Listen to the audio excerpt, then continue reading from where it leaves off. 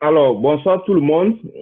Aujourd'hui, nous sommes à notre réunion mensuelle et nous avons voulu, en plus du premier point, vous parler aussi de en plus de notre organisation, nous avons aussi vous parler un peu de comment il faut rester en sécurité à domicile, vivre en sécurité à domicile.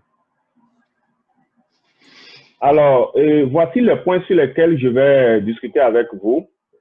Comment il faut rester en sécurité à la maison, et comment il faut travailler en toute sécurité et rester surtout en bonne santé.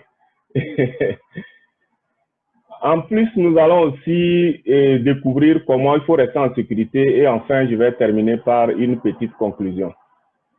Alors, rester en sécurité à la maison, et vous savez très bien que la sécurité à la maison, c'est très important parce qu'il doit être au premier niveau de chaque ménage.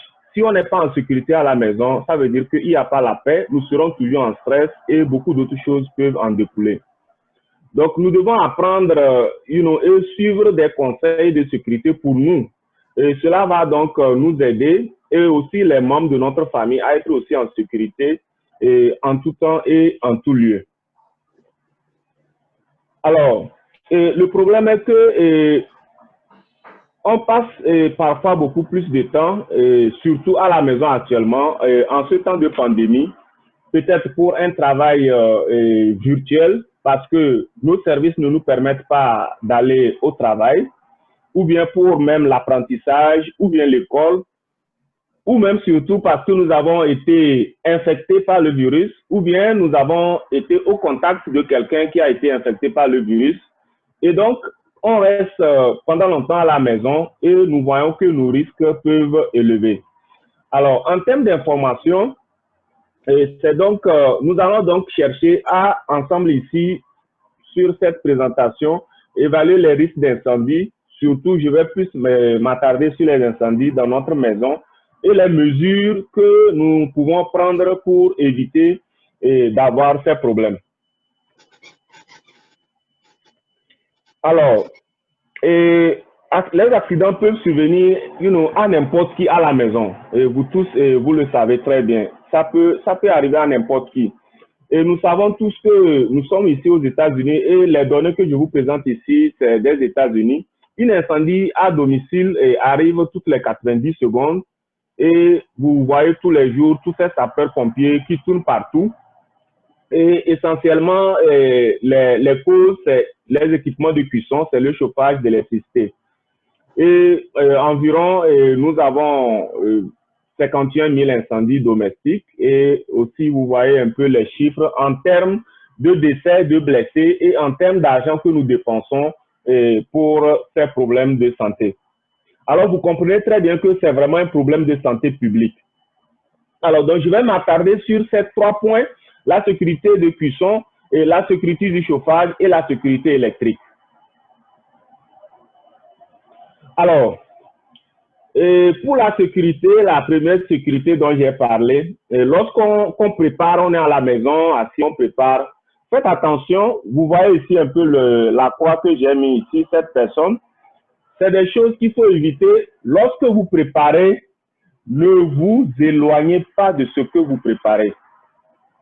Ne vous éloignez pas.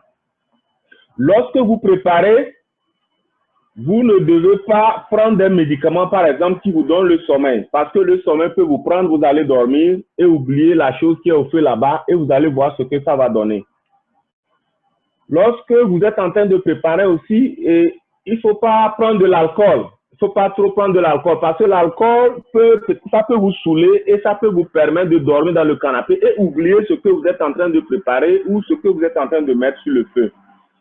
Et nous avons vu aussi, je donne aussi cet exemple, il est aussi fréquent parce que les gens même parfois utilisent leur cuisinière pour sécher, que ce soit les serviettes ou certaines choses de la vie courante. C'est des choses aussi qu'il faut vraiment éviter parce que lorsque la chaleur monte, et à un moment donné, ça risque de donner vraiment une explosion. Alors, l'autre point, c'est la sécurité électrique. Et donc, vous comprenez qu'essentiellement, il faut faire attention à tout ce qui a câble. tout ce que nous voulons brancher, il faut le mettre à une certaine distance et il ne faut pas vraiment laisser les choses trop côte à côte parce que quand vous ne mettez pas les vrais câbles à leur place ou vous ne savez pas quel câble il faut connecter à tel endroit ou tel endroit, et surtout quand nous avons des enfants qui tournent partout, tous les enfants qui tournent partout, et vous allez comprendre que le risque ou un problème peut arriver à tout moment. Je vais vous montrer des images au slide suivant que vous allez voir un peu ce qui se passe. Alors, voyez un peu, j'ai essayé de prendre un peu ces images par rapport lorsqu'on reçoit les gens à l'hôpital avec les causes des problèmes qui arrivent. Donc, par rapport au niveau électrique, ce que vous voyez, parfois nous avons beaucoup de machines que nous branchons. Et lorsque nous branchons beaucoup de machines comme ça, si nous n'avons pas un régulateur de tension, par exemple, et à un moment donné, vous voyez un peu ici ces images-là, voilà ce que ça peut donner. Ça peut s'exploser, ou bien vous voyez comment des gens, peut-être même dans la douche, ils ont beaucoup de trucs, les trucs pour les femmes, pour les cheveux, les trucs que je sais pas, pour les hommes, pour les gens même ont des brosses à dents électriques, des tondeuses, ainsi de suite. Vous voyez un peu, tout ça là comme ça que vous voyez ici, c'est un peu trop. Et vous avez des signes d'alerte. Lorsque vous avez vos câbles que vous avez branchés et vous voyez des fumées, vous voyez quelque chose qui commence par noircir, sachez en même temps qu'il y a quelque chose qui veut se passer, donc il faut rapidement disjoncter. Voilà, donc il est important de connaître les signes de danger du système électrique. J'allais aussi peut-être un peu revenir sur les gens qui ont les maisons, qui habitent dans leur maison, dépendant de l'âge de votre maison, il est aussi important de faire inspecter votre maison pour être sûr que tout le système électrique de chauffage et tout ce que vous avez est de bonne qualité. Et en réalité, on peut le faire tous les 10 ans. Alors, et surtout toujours pour la sécurité électrique, et le plus important, heureusement ici aux États-Unis, dans chaque maison, nous avons un système d'alarme et qui permet de détecter lorsqu'il y a de la fumée. Mais il y a des moments où des gens, à un moment donné, arrêtent ça. Bon, je ne sais pas pour quelle raison ils arrêtent ça, parce qu'ils pensent que ça consomme plus de courant, je ne sais pas. Ils arrêtent ça et lorsqu'il y a fumée, ça ne déclenche pas. Donc, il faut faire très attention à cela. Parce que si vous arrêtez cela et vous allez voir que lorsqu'il y a un problème, il serait un peu difficile de faire face ou de savoir que il y a quelque chose qui se passe. À un moment donné, vous comprenez, quand on est à la maison, on est en train de préparer quelque chose, on oublie. Mais lorsque la fumée monte et l'alarme commence par sonner rapidement, ça nous réveille. Vous voyez? Donc, l'alarme là est très importante. Il faudrait que ça soit fonctionnel. Et c'est quelque chose aussi qu'il faut toujours tester, je dirais mensuellement. Et le plus important, c'est qu'il faut avoir une petite trousse médicale à la maison qui vous permet, au cas où il y a un petit problème, le temps que les sapeurs-pompiers arrivent, que vous puissiez peut-être au moins utiliser cette petite trousse de petits soins pour faire donc face au problème qui est arrivé. Voilà un peu pour ne pas être très long ma petite présentation que j'avais pour vous. Et bon, voilà, si vous voulez avoir un peu plus d'informations, vous pouvez donc aller sur ces différents sites-là. C'est de là-bas que j'ai pu capturer ces informations que j'ai résumées pour partager avec vous. Alors, je vous remercie pour votre attention. Donc, je ne sais pas si vous avez des questions. Et encore une fois, nous sommes donc à notre réunion mensuelle.